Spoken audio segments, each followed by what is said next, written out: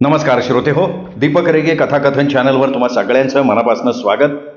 श्रोते हो, तुम्ही ऐकताय शहाजीराव भानुदास बळवंत यांची भिंगर ही कादंबरी आणि आज भाग 11वा. आज सुन्या सांजला भुजाबा कामावरनं आला तसा निखळून पडल्यागत भिंतीला टेकून बसला. त्याचा मलूल झालेला चेहरा बघून शेवंताजवळ आले. अण्णा, काय दुखतंय का तुमचं? पाणी दिलंय ते घ्या, हातपाय धुवा. काय दुखतंय म्हणून सांगू पुरी? सगळ्या दुखण्यावर इलाज आहे, पण ह्या दुखण्यावर इलाज नाही. का वा अण्णा, लयच का तावलंय? कर्तबगार पोरगा म्हणून लग्न करून दिलं खरं, पण पुढं हे असं दिस बघायला मिळते हे काय कळलं नाही. जावाई शंभू फार बदललाय, पहिला राहिलाच नाही तो. गाडी घेतल्यापासनं तर त्याने ताळतंत्रच सोडलाय. तुला इथं बाळणपणाला सोडून ठाण्याच्या घरी एकटाच राहतोय. सुपारीचं खांड न खाणारा पोरगा आता बाटलीनं दारू ढोसायला लागलाय. बारमध्ये जातोय, त्याला बोलणारा कोणीच नाही. आज निरोप ठेवून आलोय या म्हणून, बघू. भुजाबा लेकीला बोलत होता तवर गाडीचा आवाज आलाच. गाडीतनं लगबगीनं शंभू उतरला तसा भुजाबाच्या घरात गेला. खाटेवर बसला. शेवंतानं त्याला पाण्याचा तांब्या भरून दिला.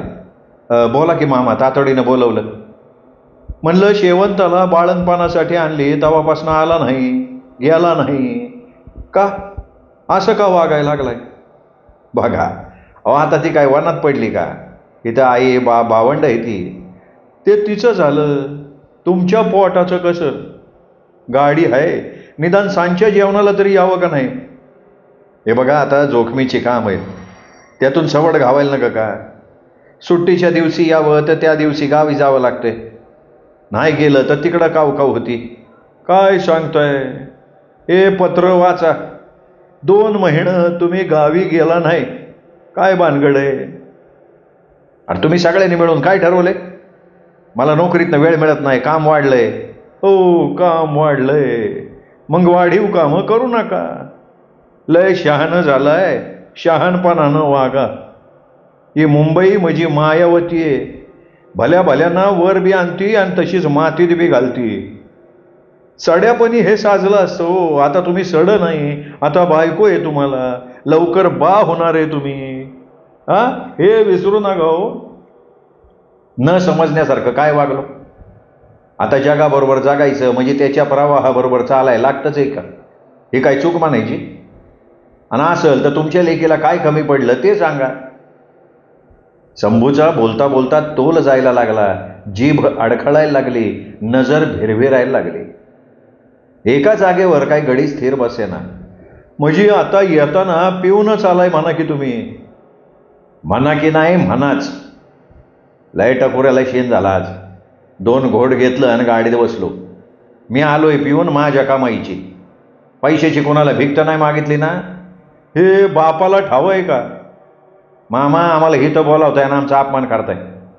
आम्ही केवढं मोठं साहेब आहे, ठाव आहे का? मी जावाय जावाय, तुमच्या दारातला कुत्रा नाही मी. राणीसारखी ठेवली तुमच्या लेकीला. कुणी काय बोलू नये म्हणून खर्चाच्या रुपयासकट बाळणपणासाठी पाठवली. काय गुन्हा केला आम्ही सांगा बरं? बोलता बोलता शंभू तावानं उठला. पायतान घालताना तोल गेला. जवळ शेवंता होती, तिच्या खांद्यावर हात पडला, तिला आवळायला लागला. हे बघून भुजाबा आत गेला. आपल्या बाळाची काळजी घे बरं का तू. आईला त्याला इन्कम टॅक्स कमिशनरच करतो. असं म्हणत शंभू लाडानं शेवंताच्या पखालीवानी फुगलेल्या पोटावरनं हात फिरवायला लागला. अहो थांबा की, आज मी तुम्हाला आज एक गंमत सांगणार आहे. बाळ आहे ना, पोटातनं मला लाथा मारते. अजून एक गंमत आहे. चला की, मी आज वांग्याचं भरीत आणि मेथी करते, दोघं मिळून जेवू, आपण गप्पा मारू. आता आई भाजी घेऊन येईनच. येडी आहे का कोळी आहे? असला अपमान मला नाही सोचत. इथून पुढं मी सासऱ्याच्या घरी जेवणार नाही. लय जेवून झाला आता. अहो आज काय करताय? जेवून जावा. चुकीचं वागायला लागला आता कोणीतरी बोलायला नकोय? बोलावं की बोलावं, पण चुकलो तर. दारू कोण पित नाही? अख्खं जग पिते. आता आम्ही बारमध्ये जातो पण पोरींकडं बघत बी नाही, तुझी शपथ. अहो थांबा, नका पिऊ, पोट सुटायला लागले, तोंड किती सुजलंय, मोग्या गत दिसते. आरशात बघा जरा. जाईल तब्येत सुधारली आहे आणि तोंड सुमारलंय म्हणती. अक्कल आहे का तुला? धुंदीतच शंभू सासरेच्या घरातनं बाहेर पडला. थोडीशी उतरल्यासारखी झाली, झिंग थोडी कमीच झालेली तरी झोकांडी जात होती. झोकांडत गाडीत येऊन बसला. त्याची गाडी सावकाश चालली असं वाटायला लागलं. श्रीरंग, गाडी वेगात घे. घेतो सर, घर जवळ आलंय. घरी नको, आपल्या नेहमीच्या हॉटेलवर घे, जेऊया. ड्रायव्हरनं गाडी नेहमीच्या ठिय्यावर घेतली. त्याचा हा परिपाठ झालेला. खात्यातल्या सगळ्या साहेब लोकांची अंडी पिल्ली याला माहिती, पण तोंड असून बोलायचं नाही, कान असून ऐकायचं नाही, डोळे असून पाहायचं नाही अशी त्याची गत झालेली. पार्टी संपली की त्याला 100-200 मिळायचे, त्यात हा गडी खुश. गाडी पार्क झाली. शंभू गाडीतनं खाली उतरला. तिथं त्याची वाट बघत थांबलेले मित्र स्वागताला आल्यागत पुढं आले. या की या साहेब. साहेब, आज उशीर झाला का? तू माझा काही धनी आहे का? उशीर म्हणून विचारतो ते. गावाकडं धनगर राजे म्हणतात आम्हाला. चूक झाली राजे. असं मुजरा कर. साहेब, आज कोण आले बघा ना. बिल्डर, तुमचे दोस्त धर्मराज कोठावळे आलेत. हा फुकटचा सल्ला घेतात, रिटर्न येळेवर भरत नाही, TDS परत करा म्हणून सारखं मागं असतात. देणं घेणं कंदील लावून घेणं अशी त्यांची गत. त्यांचा मोठेपणा मला नको सांगू. नाही साहेब, त्यांनी उद्या पुण्याकडे एक पार्टी आयोजित केली आहे त्यांच्या फार्म हाऊसवर. उद्याचं उद्या बोलू. आज नाही डोकं टेकानो. उद्या सुट्टी बी आहे. आज जरा जाऊन घेतो आणि मग निवांत झोपतो. सगळेजण हॉटेलवर बसले. पेगवर पेग रिचवायला लागले, चकना खायला लागले. उद्या शनिवारी शेडजीच्या फार्म हाऊसवर जायचं नक्की झालं. लवकर निघायचं हे सुद्धा ठरलं. सगळेजण रात्री 12-1च्या सुमाराला घरी पोहोचले. शंभूला श्रीरंग ड्रायव्हरनं घरात नेलं, पलंगावर झोपवलं, अंगावर चादर ओढली, गाडीतली बॅग कपाटात ठेवली, कुलूप लावून किल्ली उशाला ठेवली आणि तो आपल्या कुर्ल्याच्या झोपडपट्टीत निघून गेला. सकाळी 9च्या सुमाराला शंभूच्या दरवाजाची बेल वाजली. शंभू ताडकन उठला. रात्रीची अंगात होतीच, पण सगळं त्याला आठवत होतं. फार्म हाऊसच्या पार्टीची झिंग त्याच्या देहीत पेटलेली. काय राजे, कडी न लावताच झोपलोय, सानप बोलला. शंभूला काहीतरी आठवल्यासारखं झालं. ड्रायव्हरला मोबाईलवरनं किल्लीचं विचारलं. त्याने उशाला ठेवल्याचं सांगितलं. शंभूनं बॅग कपाटातनं काढली, तपासली. सगळा ऐवज तसाच होता. त्याचा जीव भांड्यात पडला. तोंड खंगळून तो तसाच कपडे घालायला लागला. आंघोळ करून घ्या म्हणून सानप बोलला. शंभू आंघोळीला गेला. आंघोळ करून बाहेर आला तर समोर धाकटा भाऊ दत्त म्हणून उभा. अरे काय रे, या येळेला कसा? शंभू दादा, तुम्हाला भेटायला आलोय. एसटीचा घोटाळा झाला, उशीर झाला. रातच इथं पोहोचणार, पण काय करू, घाटात एसटी बंद पडली. का इतके काय घाई होती? काय घाई काय होती एसटीने यायची? मी काय इथं मरतोय भाई? सरकारी कामाचा तगादा असतो तो मी सांगाय नको. तू बी सरकारी नोकरी करतोय. तुमचं बरं आहे लेखानो, बसून काम. बसून बसून बोडाला गट्ट पडल्या असल्या तुमच्या नोकऱ्या. दादा, आईनं वहिनीसाठी लोणचं दिलंय, ढवळ जेवण घालायचं ठरलंय. तू वहिनीला घेऊन पुढच्या महिन्यात गावी ये. ते ठेव इथं, नाही तर वहिनीकडे जा ना. ही बॅग घे. ही बॅग तुझ्या वहिनीजवळ देऊ नको. तू तिकडे जाऊ बी नगर. मी सिरलॉंचीची बरणी पोच करल. तू आपलं सरळ गाव गाठ जा. शंभू बोलला तसं मधाचा जांज घावल्यागत त्याच्या भावानं बॅगला मिठी मारली. पावसाळ्यात ढगानं आभाळ झाकावं तसे अनेक विचार आणि योजनांचं त्याच्या मनात फार झाकोळ झालेला. वहिनीकडे जात नाही असं म्हणाला खरं, पण वहिनीला बघायची उर्मी उरात आलेली. बॅग घेतली. सकाळी सकाळी वहिनीकडे गेला. शेवंतानं दार उघडलं. खिनभर मेंढीसारखा उभा राहून तो शेवंताकडे बघत राहिला. तिने नुकतीच आंघोळ केलेली. केस पुसत पुसत ती दरवाजापर्यंत आलेली. ओढ्याकाठचा शेंद्री आंबा मोहरावा तशी ती फुलली होती. गोरी नितळ कांती चांगली खुललेली होती. अरे कधी आलं दिवाण साहेब? शेवंतानं त्याची चौकशी केली. तंद्री भंग पावलेल्या साधुगत त्यांनी उत्तर दिलं. हे काय आता चालू आहे? आईने लोणचं दिलंय, भातोड्यान सांडगं बी दिल्यात, दादाजवळ ठेवले. पुढच्या महिन्यात तुमचं ढवाळ जेवण आईनं वस्तीवर ठेवलंय.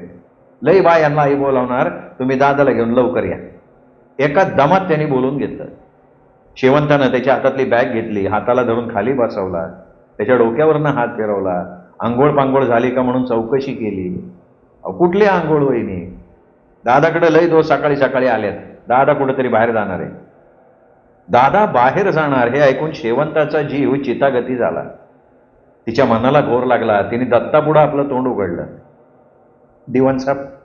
दिवाणसाहेब अहो हे लई प्यायला लागलेत, कुणाचं ऐकणं असं झालंय, आईला ही गोष्ट बोला, आईच त्यांना समजावतील. दत्तानं आंघोळ केली. थोडासा शेवंतानं दिलेला नाश्ता घेतला आणि बॅग छातीला धरून त्याच अवस्थेत तो एसटी स्टँडवर कधी आला, गाडीत का बसला हे त्याला कळलंच नाही. गावच्या तिकटण्यावर झोपेतनं जागा झाल्यागत विचाराच्या गोरफाट्यातून सरता झाला आणि नीट नाकासमोरची वाट धरून तडा तडा वस्तीकडे निघाला. मनातनं पक्क केलेलं यातला नवा पैसा बापाला दाखवायचा नाही. त्यांनी तरी कुठं कष्टाचे पैसे दिलेत. सरळ वस्तीवर आल्या आल्या आपल्या खोलीत गेला. पैशानं भरलेली ती बॅग बैजवार ठेवली आणि मग पर्वतीच्या पुढं उभा राहिला. झाली का रे भेट शंभू देवाची? संभ्याचा शंभू देव झाला का? वय झाली की. मला अजून दत्तेच म्हणतो तू. ते कसा आहे? बरं आहे ना त्यो? तिची बायको कशी आहे? सासरा कसा आहे त्याचा? त्यासनी काय झालंय? अंगाची लोळी झाली की पावसाळ्यातल्या माशागत. खायचं नुसतं, वाचायचं नाही तर झोपायचं, त्यात काय? अरे भय, पण सुखी आहेत का सगळी? सुखी असावी म्हणजे झाली. भाऊ सगळी सुखी आहेत. दादा तर काय सारखा झोकूनच असतोय. मटणं शिवाय दारू शिवाय त्याला दुसरं आता काय लागतच नाही. सकाळी सकाळी आता त्याला इंग्लिश दारू लागती. दत्ताच्या ह्या बोलण्यावर पर्वती कोसळला. आपण काय ऐकतोय हे त्याला समजेना असं झालेलं. काहीतरी बोलायचं म्हणून बोलला. शंभू ढवाळ जेवणाला येणार आहे का नाही? काय बोलला का नाही तो? भाऊ त्याला खाजवायला टाइम नाही. माणूस भेटायला गेला तर बस बी म्हणत नाही तो. मनाचा धोंडा डोक्यावर घेतल्या का 4 शब्द बोलला कसं तरी आणि गेला निघून. चुलथे पुतणे दोघं बोलत होते तोवर फोनची घंटा वाजली. पर्वतीनं फोन उचलायच्या आधी यांनीच फोन उचलला. हा बोल बोल. हो हो, हा सुखरूप पोचलो. ना ना काय काळजी करू नका. हो हो या तुम्ही. जत्रेला नाही ढावाळ जेवणाला या, वहिनीला घेऊन या. फोन केल्यावर शंभू आणि त्याची मित्रमंडळी अंगात रग भरलेल्या कोंबड्यागत झुलत झुलत सुमो गाडीजवळ आले आणि रेमटून गाडीत बसले. बिल्डर असलेल्या शेडजीनं ड्रायव्हरला कोणीनं इशारा केला. गाडी लोणावळ्याच्या मोहरं निघाली. ते उगवतीला बघितलं तर दुपार झालेली. सारा प्रकाश फुलून मथ्यावर वरवर सरकताना दिसत होता. गवताचं तुरं एखाद्या बलवान राजानं आपल्या शिरपेचात खोवलेल्या मोत्याच्या शिऱ्याप्रमाणे चमचमत होतं. काळ्या मातीत उगवलेली हिरवीगार पिकं माणिक मोत्याला आव्हानित करत होती. वरवर येणारा सूर्य त्यांची निखारत अजून सुशोभित करत होता. भूमी प्रकाशमान होईल तशी सूर्याच्या स्वागतासाठी जणू उभारलेली अनेक मखमली वाद्यातनं रंग उधळावेत तसे मधुर सुस्वर आसमंतात भरले जात होते. या वातावरणाला चिरून शंभूची गाडी वेगात पुढे निघाली होती. गाडी पुण्याला आली. शंभूचा एक मित्र मोठ्यानं ओरडलाच. अरे गाडी इथं थांबवा, उतारा म्हणून थोडी थोडी मारून मग पुढे जाऊ. सगळेच जण साध्या बारमध्ये पुन्हा बसले. सगळ्या बारमध्ये सिगरेटचा आणि धुराचा वास येत होता. बारमध्ये दुपारच्या वेळेला गर्दी नव्हती. वेटर हात जोडून सेवेला उभा. पण त्या गड्यांना घाई झालेली. सोडा पाणी मिसळायची पण शुद्ध नव्हती. पहिला पेक कच्चाच रिसावला. शेडजी संभाशी बोलायला लागले. लवटे साहेब, इथून पुढं लोणी काळभोरला आमचं फार्म हाऊस आहे. त्याच्या पुढं चौपोला आणि चौपोल्याच्या अलीकडं वारवारी म्हणून गाव आहे. आईला वारवारी म्हणते, चौपोल्याच्या आल्याड. अहो वारवारी तिकडं पंढरपुराकडं आली. मला ठाव नसल्याकडं बोलतोय वे बावळा. वारवारी नव वाखरी. बरं बरं, वाखरीला काय कोणा संताच्या पादुका आहेत का दर्शनाला काढलंय ते? अहो तिथं कला केंद्र आहे, भारी असती. 1-2 लावण्या ऐकू आणि येऊ फार्मासवर मुक्कामाला. जाताना सांगून जाऊ गावरान कोंबडीचा वेध करायला. चालतंय की मग? अरे सान बे केवळ्या, तुम्हाला चालतंय का? आम्हाला काय चालतं बी आणि पडतं बी. आईला एक दिवस आम्ही बी तुम्हाला पार्टी देणार बरं का लवटे साहेब. सानप तुझं काय? तुला ह्यो गावरान मेवा पसंत आहे का? बघल्या का तमाशानं भारी बाई कशी नाचते बघ. अरे जिवंत कला म्हणतात तमाशाला. शंभू त्याला म्हणाला, साहेब सगळं माहिती मला, मी ह्या शाळेचा हेडमास्तर आहे म्हणा. तमाशावरनं ना आमच्या कोकणात एक म्हण आहे, दूध खावं गाईचं, नखरं पाहावं कलावंतिनीचं. हा हा, काय ती तमाशातली बाई, पायात चाळ, चाळाला घुंगरू, घुंगराचा ताल, आणि त्या तालावर लावणी लागली का नाही, कलावंतिनीच्या अंगात ईज खेळायला लागते बघा, ईज. सानप असं बोलत होता तोवर तर मागं बसलेला एक जण कानावर हात देऊन कुत्रा आरडल्यासारखा ओरडायला लागला, ग नारी हे. इथंच बारी उभी राहिली. तोवर एकानं बसलेल्या सीटावर ताल धरलेला. या सगळ्या गडबडीत शेडजीचं फार्म हाऊस मागं पडलं. तिथल्या नोकराला शेडजीनं सगळ्या सूचना फरमान काढाव्या त्याच्या देऊन ठेवलेल्या. नशेत झिंगलेले शंभू आणि त्याचे मित्र आता रंगात आलेले. ज्याला सुचेल ते गाडीतच करून दाखवायची हुक्की आलेली. तोवर एकानं सूर धरला, सुरात गायला लागला, तुझ्या मानेवर बुचडा सुटला ग, पुढं जाण्याचा इचार खुटला ग.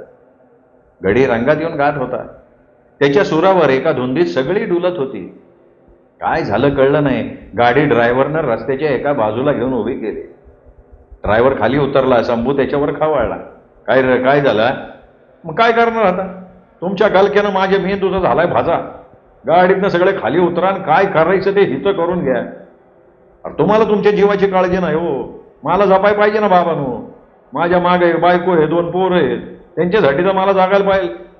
लय शहाणा हो ना ग तू, आम्ही चाललोय माझ्या लोटायला, माझ्या घेत जायला नकोय. अरे मग नको कोण म्हणतंय, या माळाव काय लुटायचं ते लुटा, तोवर माझं उरकून येतो मी. ड्रायव्हरनंही पॅन्टची चेन ढिली करत वगळाटाची वाट धरलेली. याचं बघून सगळ्यांना ध्यान झाल्यागत. दारूनं आणि बिअरनं पखालीगत फुगलेली पोट सगळ्यांनी रीती केली. गाडीनं पुन्हा वेग घेतला. 3-4 वाजायला आले होते. रस्त्याच्या दुतर्फा ऊसाच्या मळ्यातनं येणारं बोचरं वारं अंगाला चावत होतं. यांच्या पोटातला कावळा जागा होऊ लागलेला. चौफुला जवळ येईल तसं वाखारी डोळ्यापुढं दिसायला लागलं. यांच्या तोंडाला तसं पाणीच सुटलं. वाऱ्यानं धरून आणल्यागत त्यांच्या नाकात मटणाच्या रश्श्याचा वास चावायला लागला. तंदुरी चिकनच्या वासानं यांच्या भुका जागायला लागल्या. तर कुणाच्या नजरमोहर शृंगार केलेल्या तरण्याबाण पोरीगत दारूच्या बाटल्या नाचायला लागल्या. इथं नको तिथं करा असं करता करता शेडजीनं नेहमीच्या धाब्यावर गाडी थांबवायला सांगितली. सगळी मित्रमंडळी पोत्यातनं कापूस उपसल्यागत भासा बाहेर पडले. तोंडावर उपकार केल्यागत पाणी मारलं आणि कळकट्ट रुमाल तोंडावरनं फिरवत धाब्यात घुसले. ऑर्डर घ्यायच्या आधी पोरानं काचेच्या ग्लासचा पुंजका त्यांच्या मोहर मांडला. अरे जरा चांगली सॉफ्ट दारू कुठली, ब्रँड सांग फटाफटा, माणके म्हणाला. मेनू कार्ड समोर टाकून वेटर निघून गेला. मेनू कार्डमध्ये सिग्नेचर, रॉयल स्टॅग, मॅकडो, लोसी, ओटी, एनसी बरेच वाण लिहिले होते. तरी पण माणकेनं त्याला बोलवून घेतलं आणि विचारलं, अरे ते राहू दे, इथं अमेरिकन वाईन मिळते का पांढरी फेक? मिळते की, पण तुम्हाला परवडायची नाही ती. मग हॉटेलचा मालक कोण आहे रे? जा त्याला विचारून ये हॉटेलची किंमत काय म्हणा. साहेब आपलं म्या गमतीत सांगितलं सर, रागाला नका येऊ. वाईन काही चढत नाही, पैसे मात्र लय पडतात एवढं मला म्हणायचं होतं. कांदा फोडतं पिकतो, कुठं विकारायचं काम नाही, सांगतो तेवढं कर. अमेरिकन दारूची बुदली हिथं आणून ठेवायची, बाकी बोलायचं काम नाही. काय? वळके एकटाच बोलला. शेडजीनं अजून तरी दारूला शिवलं नव्हतं. तो सगळ्यांना पाजत होता. बिल स्वतः भरत होता. संभाषी जरा जास्त सलगी ठेवायला बघत होता. बेतानं प्या, लई नको, सोसायची नाही असं वरवर बोलत त्यालाच दारू जास्त ओतत होता. आता मात्र शेडजीनं बियर फोडली. अर्धी प्याला, अर्धी संभाला दिली. संभाला झालं कॉकटेल. संभा वारं पेलेल्या खोंडागत उधळायला बघायला लागला. सांगितल्याप्रमाणे प्रत्येकाची चॉईस पोरानं पुरवली. गारगार पाणी गाटा प्यावं तसं या भादरगाड्याची तहान सुद्धा दारूनच भागवली. गुराढोरांनी कडबा खावा तसं शिजल्या भाजलेल्या मटानं झुंधळा बाजरीच्या भाकरीसोबत मनसोक्त दाबलं. आणि रोगाट कोंबडं झुलत जावं तसं येऊन सगळे गाडीत बसले. टिपणाला गाडी वाखरीत आली. थिएटरच्या बाहेर गाडी थांबली. मोकळे सोडलेल्या झिंज्या सावरत बाहेरच्या खोलीत बसलेल्या पोरी कमरत वाकून बसल्या, वाकून बघायला लागल्या. शेडजी कस्तुरीच्या खोलीत ओळख पहिलीच होती, बेधडक बसला. त्याच्या मागून संभा आणि त्याचे मित्र खोलीत गेले. तोंडात साठलेली पानाची लाल भडक गुळणी टाकून कस्तुरा लाजत मुरडत दाभाड विचकत पुढं आली. या की अहो लेकरू, किती दिवस वाट बघते. अगं रेखाला सांग ना, शिडजी आलीत म्हणाव, ये म्हणाव बाहेर. सगळ्यांना मागं सारून सानं पुढं झाला. हे शेडजी बिल्डर आहेत बरं का. अहो माहिती आहे की, ही पार्टीच त्यांची आहे. बाकीचे सगळे जरा ओळखीचे नसले का ते, त्यांची ओळख करा की. हे संभाजीराव लवटे आमचे साहेब आहेत, इन्कम टॅक्स ऑफिसर आहेत, इन्स्पेक्टर आहेत, इन्स्पेक्टर इन्कम टॅक्सचे. या हा बाया, इन्स्पेक्टर साहेब होय. आणि साहेब तुमचा ॲड्रेस कुठे हो? बघा मी पोलीस इन्स्पेक्टर नाही, इन्कम टॅक्स मधला इन्स्पेक्टर आहे मी. नाही पण तुम्ही फौजदारासारखं चिकन दिसताय की. इथनं पुढं तुमची आणि आमची ओळख बरं का, येत जावा. अहो कलेचं कौतिक तुमच्यासारख्यांना. बिल्डर साहेब आता पुढचं काय, लवकर आटपा. साहेब एक बैठक घेऊया. या आपण लवकर आवरा, फार्म हाऊसवर कोंबडी वाट बघत असा. त्यांचं बोलणं चाललंय तोवर कस्तुरीनं एका पेटीवाल्याला आणि तबलजीला बोलवलं. एका खोलीत गाद्या अंथरलेल्या होत्या. लोडाला टेकून शेडजी, संभा त्यांचे सहकारी बसले. पुढ्यात पुन्हा बाटल्या मांडलेल्या, चकण्याच्या थाळ्या भरलेल्या. शेडजीनं 10-10चे बंडल आणलेले, संभाच्या हातात एक बंडल दिलेला. बैठकीची आदागी शेडजीनंच परस्पर भरून टाकलेली. कस्तुरे मुंबईसनं आलोय, प्रवासाच्या दगदगीनं शिनल्यासारखं वाटायला लागलंय. नमनाला काहीतरी झणझणीत दे, कोल्हापूरच्या तांबड्या रश्श्यासारखं. शेडजी म्हणाले, कोल्हापूरचा रस्सा नको, हुलग्याच्या कडण्यासारखं तावबाज गाणं आणि लावणी होऊन जाऊन दे. हे हुलगा कुठून आणला रे? लावणीला रंग भरायचा असेल तर दारू सारखा दावा नाही. लावणीनं दारू मिसळत त्याच्या आईला बघा गंमत येते. चळकेत चळका मारायला लागला. सुरुवातीला सिनेमातल्या लावण्या झाल्या, चव्हाणबाईंच्या लावण्या गाऊन झाल्या.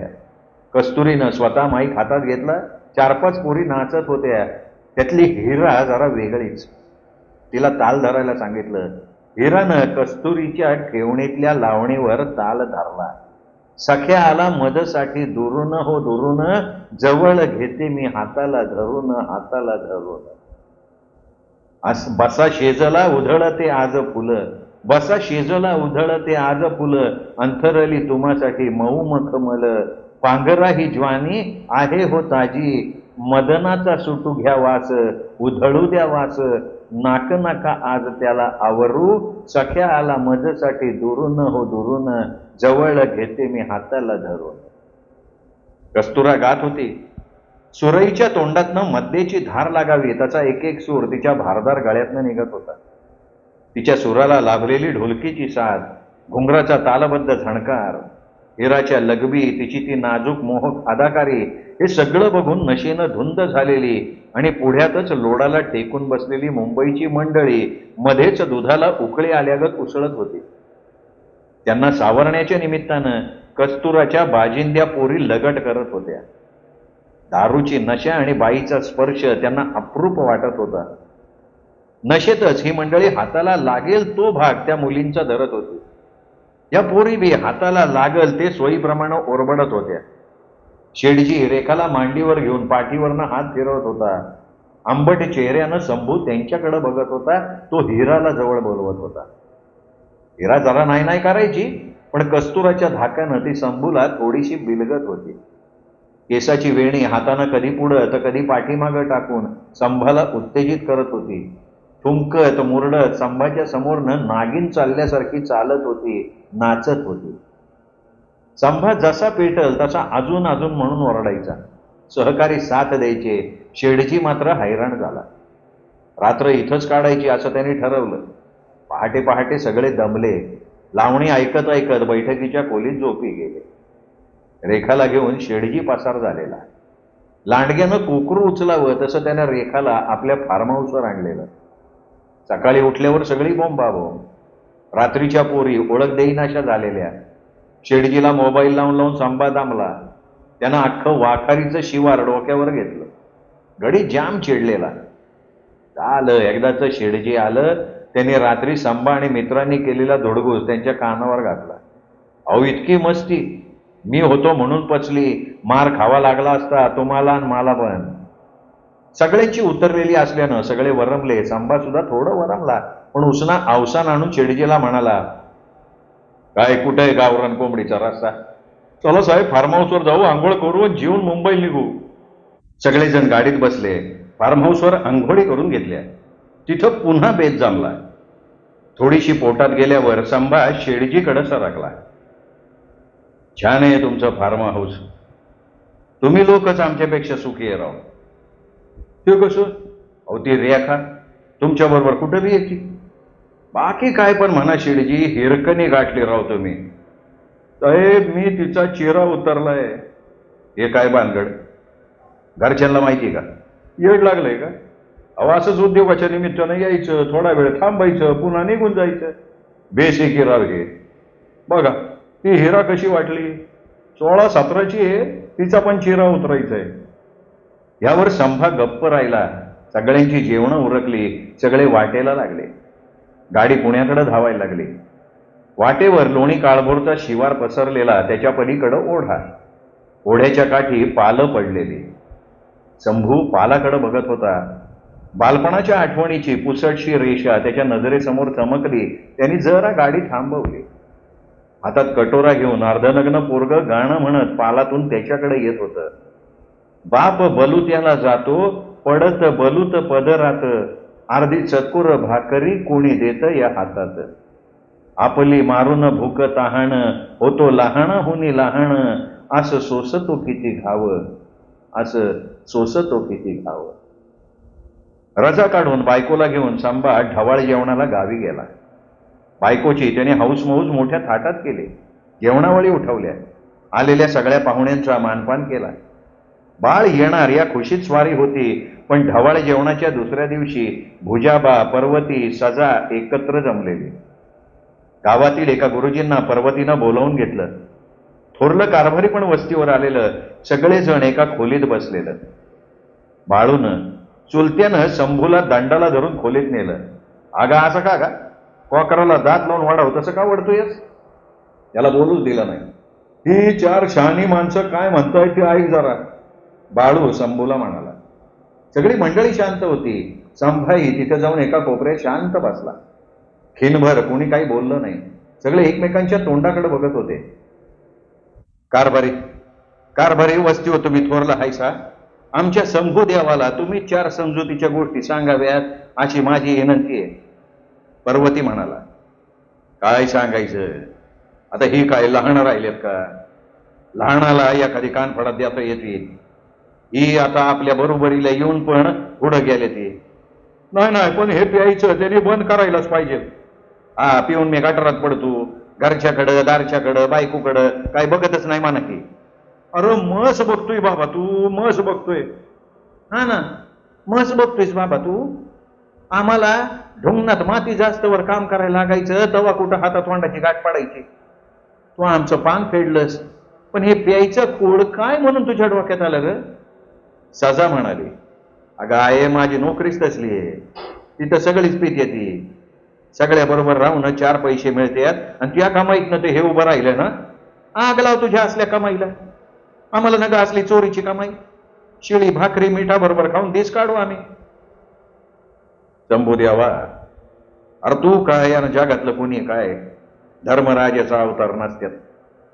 करावं ना करावं, पण ताळतंत्र ठेवून करावं. संसार करायचा तो वाढवायचा म्हणजे पैका लागतो. राजकारणी पण पैसे मिळवतातच की. आपल्या पुढाऱ्याचं घे, या कारणाचं त्या कानाला नसते. केलं तर पुरावा माग बियाला पण ठेवत नाहीत. तू दारू प्यायला लागला तर दुश्मन तयार होत्याल. ते तुला अडचणीत आणत्याल. जरा सावध राखी बाबा. थोरले कारभारी शंभूला समजावणीच्या स्वरात बोलले. पण मी काय म्हणतो, शंभूनं असला पैसा घेऊच नाही ना. या पैशाला जय नसतो, तो फार काळ टिकत नाही. गुरुजी न राहून बोलले. गुरुजी रामाची गोष्ट रामायणात, व्यवहारात इतकी ती चालत नाही. आता आम्ही तालुक्याच्या राजकारणाबरोबर जिल्ह्याचं राजकारण बघतोय की. 4 गडी सांभाळायची असतात, 4 चौकाची कामं करायला लागतात. नको दाजीबा, आम्हाला शंभूचा पैसा नको. त्यानं दारू सोडावी अशी इगत त्याला सांगा. सांभाळ गाड्या, तुला सांगतो. अरे वस्तीवर नाही असली पोरगी तुला बाईल म्हणून मिळाली. तुझा खंडोबा माणसाचा जोडा टिकव, त्याला कोणाची दृष्ट लागू देऊ नको बाबा. थोरले कारभारी बोलले. शंभूच्या दारूवरनं, त्याच्या कमाईवरनं सगळेजण त्याला बोलत होते. ऊन ऐकायचो नाही. संभा शांतपणे ऐकत होता. आत आत खोल मनात काहीतरी गाठलत होता. आता दारू बंद, बिलकुल प्यायचीच नाही. दारुड्या मित्रात बसायचं नाही. पैसा न मागता कोणी दिला तरच घ्यायचा, नाहीतर तो पण नको. नोकरीत सोडावी त्याच्या आईला, परत आपली शेती करावी, असं काय बाय मनाशी बोलत होता.